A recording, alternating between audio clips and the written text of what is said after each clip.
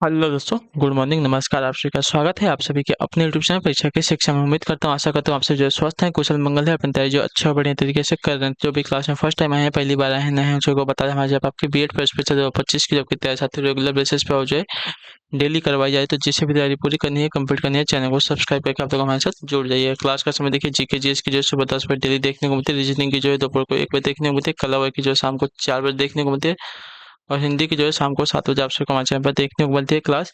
तो आप सभी को इसी टाइम पर क्लास से जुड़ना, अपनी तैयारी को पूरा कंप्लीट करना। नीचे डिस्क्रिप्शन आप सबको इंस्टाग्राम टेलीग्राम का लिंक मिलेगा, तो इंस्टाग्राम पे आप हमें फॉलो करेंगे और टेलीग्राम चैनल को ज्वाइन करेंगे। टेलीग्राम चैनल पर डेली बेसिस पे क्लास का अपडेट और जो है आपका एग्जाम का अपडेट मिल जाएगा। तो आप लोग जो है टेलीग्राम चैनल को ज्वाइन कर लीजिएगा। ठीक है, चलेंगे क्लास से स्टार्ट करें, देरी नहीं करेंगे। चलिए, क्लास स्टार्ट करने से पहले जिसने अभी तक क्लास को लाइक नहीं किया लाइक करेंगे, शेयर नहीं किया शेयर करेंगे, जिसने अभी तक चैनल को सब्सक्राइब नहीं किया वो लोग जो है चैनल को सब्सक्राइब कर लेंगे। चलिए क्लास पे आते हैं। कहते हैं नाबार्ड का विस्तृत रूप क्या है, बताइए। नाबार्ड का विस्तृत रूप क्या है? तो नाबार्ड का विस्तृत रूप आपका होता है national bank for state and rural development. Option number जो सी दिया गया आपका राइट आंसर होगा। ठीक, क्लियर है कोई इसके बारे में? हाँ या ना? नाबार्ड का विस्तृत रूप आपका हिंदी में होता है राष्ट्रीय कृषि और ग्रामीण विकास बैंक, यानी कि national bank for agriculture and rural development. ठीक है, sorry, option number B right होगा। अरे sorry, sorry, option number B national bank for agriculture and rural development होता है। इसकी स्थापना की 12 जुलाई 1982 को शिव रामन समिति की सिफारिशों के आधार पर ग्रामीण क्षेत्रों के विकास के लिए की गई थी। ठीक है, चलिए अगले क्वेश्चन की तरफ बढ़ेंगे। आपका है दूसरा नंबर, उत्तर देने की कोशिश कीजिएगा। राइट आंसर हो जाएगा निम्नलिखित में से किस राज्य में भारत में जनसंख्या का घनत्व सबसे कम है? उत्तर दीजिए, निम्नलिखित में से किस राज्य में भारत में जनसंख्या का घनत्व सबसे कम है? तो इसका राइट आंसर आपका हो जाएगा तो अरुणाचल प्रदेश में। ऑप्शन नंबर जो डी दिया गया आपका राइट आंसर होगा। ठीक है, अरुणाचल प्रदेश में जनसंख्या का घनत्व आपका 2011 की जनगणना के अनुसार आपका 17 व्यक्ति प्रति वर्ग किलोमीटर है। मिजोरम की बात करें तो आपका 52 व्यक्ति प्रति वर्ग किलोमीटर है। सिक्किम की बात करें तो आपका 86 व्यक्ति प्रति वर्ग किलोमीटर, और नागालैंड की बात करें तो आपका 119 व्यक्ति प्रति वर्ग किलोमीटर है। ठीक है, चलिए अगला आपका तीसरा नंबर बताइएगा। राइट आंसर होगा फरवरी 2023 में 12वां विश्व हिंदी सम्मेलन निम्न में से कहाँ आयोजित किया गया था? तो इसका राइट आंसर आपका हो जाएगा साथियों फिजी में। ठीक है, ऑप्शन नंबर जो ए दिया गया आपका राइट आंसर होगा। ठीक, अगले क्वेश्चन की तरफ बढ़ेंगे। आपका है चौथा नंबर प्रश्न है, दिया गया आपका निम्नलिखित में से कौन एक प्राइमरी स्टोरेज डिवाइस है, बताइए। प्राइमरी स्टोरेज डिवाइस कौन सी है? तो प्राइमरी स्टोरेज डिवाइस की आपका बात करेंगे तो आपका राइट आंसर हो जाएगा साथियों रैम। ठीक है, रैम रैंडम एक्सेस मेमोरी। ठीक है, ऑप्शन नंबर जो बी दिया गया है आपका राइट आंसर होगा। ठीक है, क्लियर है इसके बारे में?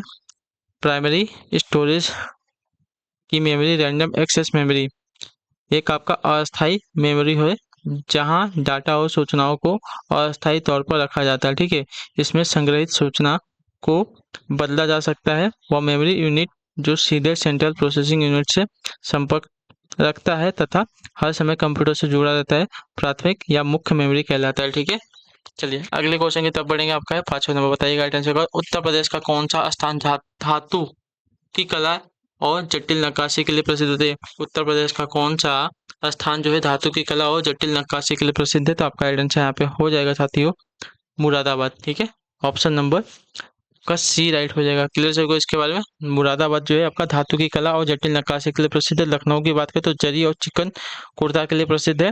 वाराणसी की बात करें तो डीजल इंजन कारखाना, साड़ी, गलीचा निर्माण के लिए प्रसिद्ध है। और खुर्जा की बात करें तो चीनी मिट्टी के बर्तन के लिए प्रसिद्ध है खुर्जा। अगले क्वेश्चन की तरफ बढ़ेंगे। आपका है छठा नंबर प्रश्न, उत्तर दीजिएगा राइट आंसर। इनमें से कौन सा महात्मा गांधी का आर्थिक विचार नहीं है? तो आपका राइट आंसर हो जाएगा साथियों मशीनरी और नवीनतम तकनीक का अधिकतम उपयोग। ठीक है, ऑप्शन नंबर जो सी दिया गया आपका राइट आंसर हो जाएगा। महात्मा गांधी उद्योगों में दीर्घ मशीनरी और नवीनतम तकनीक के अधिकतम उपयोग के प्रबल विरोधी थे। ठीक है, महात्मा गांधी के विचारों में गैर हिंसक अर्थव्यवस्था, कुटीर उद्योग विकेंद्रीकरण तथा गांव सर्वोदय का पुनर्जन्म आदि शामिल था। ठीक है, अगले क्वेश्चन की तरफ बढ़ेंगे। आपका है सातवां नंबर, उत्तर दीजिएगा राइट आंसर को निम्न में से असंगत की पहचान करना है। ठीक है, चलिए असंगत की पहचान करना है। तो प्रिंटिंग प्रेस का जो है जोहान्स गुटेनबर्ग, ये तो सही है। बैक्टीरिया का जो है खोज किसने किया था? एंटोनी वॉन लिनहॉक ने। और ऑक्सीजन की बात करें तो ऑक्सीजन की खोज आपकी ब्लेस पास्कल ने नहीं की थी, ठीक है। ऑक्सीजन की खोज आपकी जोसेफ प्रिंसटले ने की तथा कार्ल विलियम सीले ने की थी, ठीक है। दो जन ने की थी। हाइड्रोजन की खोज आपकी हेनरी केवेंडिश ने की थी, ये भी सही है। लेकिन ये वाला आपका गलत है, तो ऑप्शन नंबर सी आपका सही उत्तर है। हमसे असंगत की पहचान पूरा था। ऑक्सीजन की खोज जो आपकी जोसेफ प्रिंसटले तथा कार्ल विलियम सीले ने की थी। अगला क्वेश्चन आपका है 8वां नंबर, बताइएगा राइट आंसर क्या हो जाएगा।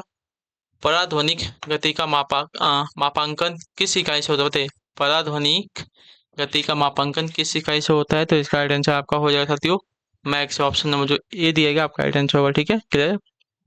पराध्वनिक गति का मापांकन मैक्स संख्या द्वारा किया जाता है, ठीक। चलिए अगले क्वेश्चन की तरफ बढ़ेंगे। आपका क्वेश्चन नंबर 9 उत्तर दीजिएगा। शहद का प्रमुख घटक निम्न में से कौन होता है, बताइए।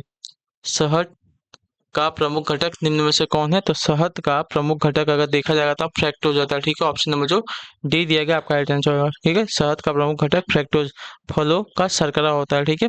शहद में फ्रैक्टोज जो है 41% प्रतिशत होती है, ग्लूकोज आपकी 34% होती है, जल आपका 18% होता है तथा शेष अन्य पदार्थ इसमें होते हैं जो बचे होते हैं। अगले क्वेश्चन की तरफ बढ़ेंगे। आपका 10वां नंबर उत्तर दीजिएगा राइट आंसर। घरेलू हिंसा से महिलाओं की सुरक्षा हेतु अधिनियम कब लागू किया गया, बताइए।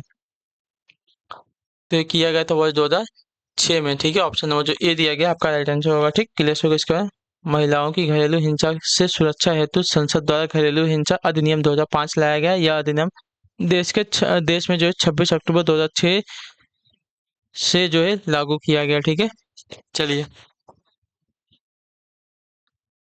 अगले क्वेश्चन की तरफ बढ़ेंगे। आपका 11 नंबर, बताइएगा राइट आंसर हो जाए। ध्यान से देखिए। महात्मा गांधी ने भारतीय राष्ट्रीय कांग्रेस के निम्नलिखित सत्रों में से किसकी अध्यक्षता की थी, तो इसका राइट आंसर हो जाएगा साथियों वर्ष 1924 बेलगाम की, ठीक है। ऑप्शन नंबर जो सी दिया गया आपका राइट आंसर होगा। कर्नाटक के बेलगाम में दिसंबर 1924 में हुए कांग्रेस के वार्षिक अधिवेशन की अध्यक्षता आपकी महात्मा गांधी ने की थी। चलिए अगला आपका 12 नंबर, बताइएगा राइट आंसर हो जाएगा। ध्यान से देखिएगा। निम्न में से किसे विधानसभा का सत्रावसान करने की शक्ति होती है, निम्न में से किसे जो है विधानसभा का सत्रावसान करने की शक्ति है, तो इसका राइट आंसर आपका हो जाएगा साथियों राज्यपाल का। ऑप्शन नंबर जो सी दिया गया आपका राइट आंसर है, ठीक है। भारतीय संविधान के अनुच्छेद 174 के अनुसार विधानसभा का सत्र आहूत सत्रावसान तथा विघटित करने की शक्ति जो है राज्यपाल में निहित होती है। चलिए अगले क्वेश्चन की तरफ बढ़ेंगे। आपका है 13 नंबर, उत्तर देने की कोशिश कीजिएगा। राइट आंसर का अक्टूबर 2022 में निम्न में से किसे ब्राजील का नया राष्ट्रपति चुना गया था, तो इसका राइट आंसर आपका हो जाएगा साथियों लूला डी सिल्वा को, ठीक है। ऑप्शन नंबर जो डी बी दिएगा आपका राइट आंसर। ब्राजील में हुए राष्ट्रपति चुनाव में अक्टूबर 2022 में पूर्व राष्ट्रपति लूला डी सिल्वा ने जो है 50.9% मत हासिल कर जीत दर्ज की, ठीक है। लूला डी सिल्वा ने 1 जनवरी 2023 को नए राष्ट्रपति पद के लिए जो है शपथ ली थी। चलिए अगले क्वेश्चन की तरफ बढ़ेंगे। 14 नंबर उत्तर दीजिएगा राइट आंसर। अक्टूबर 2022 में भारतीय अंतरिक्ष अनुसंधान संगठन यानी कि इसरो द्वारा निम्न में से किस रॉकेट की सहायता से 36 उपग्रहों को सफलतापूर्वक कक्षा में स्थापित किया गया, तो आपका राइट आंसर हो जाएगा साथियों LV-3M2 के, ठीक है। ऑप्शन नंबर जो ये दिया गया आपका राइट आंसर होगा, ठीक। अक्टूबर 2022 में भारतीय अंतरिक्ष अनुसंधान संगठन यानी कि इसरो ने सबसे भारी रॉकेट LVM-3M2 की सहायता से वनवेव द्वारा विकसित 36 उपग्रहों को उसकी कक्षा में सफलतापूर्वक स्थापित किया, ठीक। क्लियर है। अगला आपका साथियों 15 नंबर, बताइएगा राइट आंसर का। ब्रिटिश भारत में सांप्रदायिक प्रतिनिधित्व की व्यवस्था निम्नलिखित में से किस अधिनियम द्वारा की गई थी, बताइए। तो इसका राइट आंसर हो जाएगा साथियों मार्ले मिंटो सुधार 1909 के द्वारा। ऑप्शन नंबर जो दिया गया है बी वाला विकल्प आपका राइट आंसर। मार्ले मिंटो सुधार 1909 भारतीय परिषद अधिनियम 1909 द्वारा ब्रिटिश सरकार में सर्वप्रथम सांप्रदायिक प्रतिनिधित्व की व्यवस्था की गई। इसके अंतर्गत जो है मुसलमानों के लिए अलग निर्वाचन मंडल का प्रावधान किया गया, ठीक है। अगला आपका साथियों है 16 नंबर, उत्तर दीजिएगा राइट आंसर हो जाएगा। ध्यान से देखिए। निम्न में से भारत कि किस प्रधानमंत्री की मृत्यु जो है देश के बाहर हुई थी, तो आपका राइट आंसर होगा लाल बहादुर शास्त्री की, ठीक है। ऑप्शन नंबर जो सी दिएगा आपका राइट आंसर होगा, ठीक। क्लियर से को हाँ या ना। भारत के दूसरे प्रधानमंत्री लाल बहादुर शास्त्री की जो मृत्यु है देश के बाहर ताशकंद में 11 जनवरी 1966 को हुई थी, ठीक है। ताशकंद वर्तमान में उज्बेकिस्तान की राजधानी है, ठीक है। चलिए अगले क्वेश्चन की तरफ बढ़ेंगे। आपका है 17 नंबर, उत्तर देने की कोशिश कीजिएगा। राइट आंसर का हो जाएगा 86वें संशोधन द्वारा प्रस्तावित शिक्षा का अधिकार किस वर्ष से लागू किया गया, तो यह लागू किया गया था साथियों वर्ष 2010 से, ठीक है। ऑप्शन नंबर जो डी दिया गया आपका 86वें संविधान संशोधन अधिनियम 2002 द्वारा प्रस्तावित शिक्षा का अधिकार 1 अप्रैल 2010 से लागू किया गया, ठीक है। इस संविधान संशोधन द्वारा भारतीय संविधान में मौलिक अधिकारों के तहत जो अनुच्छेद 21 के बाद अनुच्छेद 21A जोड़कर 6 से 14 वर्ष आयु वर्ग के सभी बच्चों के लिए निःशुल्क एवं अनिवार्य शिक्षा के अधिकार का प्रावधान किया गया। चलिए अगला आपका है 18 नंबर, उत्तर दीजिएगा रिटर्न का। निम्नलिखित में से सल्तनत शासकों में से कौन अफगान मूल के थे, बताइए। निम्नलिखित सल्तनत शासकों में से कौन जो है अफगान मूल के थे, तो अफगान मूल के थे आपके साथियों यहाँ पे लोधी। ऑप्शन नंबर जो डी दिया गया आपका रिटर्न होगा, ठीक। दिए गए सल्तनत शासकों में से लोधी वंश के शासक जो अफगान मूल के थे। पहलोल लोधी ने 1451 ईस्वी में लोधी वंश की स्थापना की थी। इस वंश का शासनकाल जो है 1451 से 1526 ईस्वी तक जो है चला था। चलिए 19 नंबर प्रश्न बताइएगा राइट आंसर। प्रसिद्ध यूनानी राजदूत मेगास्थनीज भारत में किसके दरबार में आया था, तो आपका राइट आंसर यहाँ पे हो जाएगा साथियों, मेगास्थनीज जो है चंद्रगुप्त मौर्य के दरबार में आया था, ठीक है। ऑप्शन नंबर जो सी दिया गया आपका राइट आंसर होगा, ठीक। मेगास्थनीज सेल्यूकस निकेटर द्वारा चंद्रगुप्त मौर्य की राज्यसभा में भेजा गया यूनानी राजदूत था, ठीक है। मेगास्थनीज ने काफी समय तक मौर्य दरबार में निवास किया। भारत में उसने जो कुछ भी देखा सुना उससे अपनी इंडिका नामक ग्रंथ में जो है लिखा है, ठीक है। अगला क्वेश्चन आपका है 20 नंबर, बताइएगा राइट आंसर को ध्यान से देख के उत्तर दीजिएगा, सही उत्तर क्या हो जाएगा। उत्तर प्रदेश में नहरों के माध्यम से सतह के पानी की बेहतर आपूर्ति प्रदान करने के लिए इनमें से कौन सा प्रमुख सिंचाई और बहुउद्देशीय परियोजनाओं में से एक नहीं है, तो आपका राइट आंसर यहाँ पे हो जाएगा साथियों चंबल परियोजना, ठीक है। ऑप्शन नंबर जो ए दिया गया आपका सही उत्तर होगा। क्लियर सभी इसके बारे में। चंबल परियोजना जो है चंबल नदी पर अवस्थित है तथा इससे लाभान्वित होने वाले राज्य आपके राजस्थान तथा मध्य प्रदेश है। शारदा परियोजना, रिहंद परियोजना तथा रामगंगा परियोजना से लाभान्वित होने वाला जो राज्य आपका उत्तर प्रदेश है। चलिए अगला है आपका 21 नंबर, लैन किसका लघु रूप है, तो लैन आपका जो है लोकल एरिया नेटवर्क्स का, ठीक है। तो ऑप्शन नंबर जो डी दिया गया आपका राइट आंसर होगा, ठीक। क्लियर होगा। लैन का विस्तृत रूप आपका होता है लोकल एरिया नेटवर्क्स, एक ऐसा नेटवर्क्स जिसका प्रयोग 2 या 2 से अधिक कंप्यूटर को जोड़ने के लिए किया जाता है, ठीक है। अगले क्वेश्चन की तरफ बढ़ेंगे 22 नंबर, बताइएगा राइट आंसर होगा, ध्यान से देखिएगा। सूखी बर्फ निम्न में से क्या है, तो सूखी बर्फ जो होती है कि ठोस कार्बन डाइऑक्साइड होती है। ऑप्शन नंबर जो सी दिया गया आपका राइट आंसर होगा, ठीक है। ठोस कार्बन डाइऑक्साइड को सूखी बर्फ इसलिए कहते हैं क्योंकि सामान्य बर्फ की तरह यह ठोस द्रव्य में परिवर्तित नहीं होती बल्कि वायुमंडलीय दाब और 78.7 सेंटीग्रेड तापमान पर ठोस से सीधे गैस में परिवर्तित हो जाती है, ठीक है। चलिएगा अगले क्वेश्चन की तरफ बढ़ेंगे, ध्यान से देखिएगा। आपका 23 नंबर 23 नंबर क्वेश्चन, ठीक है। बताएं की कोशिश करेंगे। राइट आंसर आप सभी का क्या हो जाएगा साथियों, क्या दिया गया है। निम्न में से कौन किसी वात्या भट्टी में धातुमल के रूप में प्राप्त किया जाता है, बताइए। निम्न में से कौन किसी वात्या भट्टी में धातुमल के रूप में प्राप्त किया जाता है, तो इसका राइट आंसर आपका हो जाएगा साथियों कैल्शियम सिलिकेट। ऑप्शन नंबर जो डी दिया गया आपका राइट आंसर होगा, ठीक है। वात्या भट्टी में सिलेरॉइड के अपघटन द्वारा निर्मित कैल्शियम ऑक्साइड लोहे में मौजूद विभिन्न अम्लीय अशुद्धियों के साथ प्रक्रिया करके धातुमल का निर्माण करती है जो कैल्शियम सिलिकेट होता है, ठीक है। वात्या भट्टी एक प्रकार की धातु वैज्ञानिक भट्टी होती है जिसका इस्तेमाल लोहे आदि धातुओं को पिघलाने हेतु जो है किया जाता है। चलिए अगला आपका 24वां प्रश्न, बताइएगा राइट आंसर क्या हो जाएगा।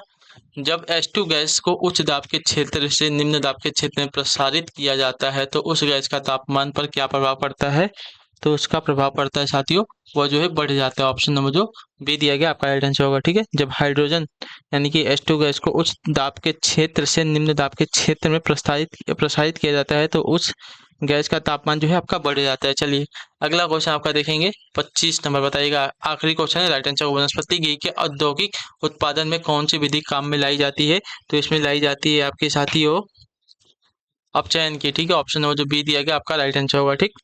वनस्पति घी के औद्योगिक उत्पादन में अपचयन विधि काम में लाई जाती है। चलिए तो इसी के साथ जो आपकी क्लास है आज की यहीं पे पूरी होती है, कंप्लीट होती है। आई होप कि आपको क्लास साथियों अच्छी लगी है।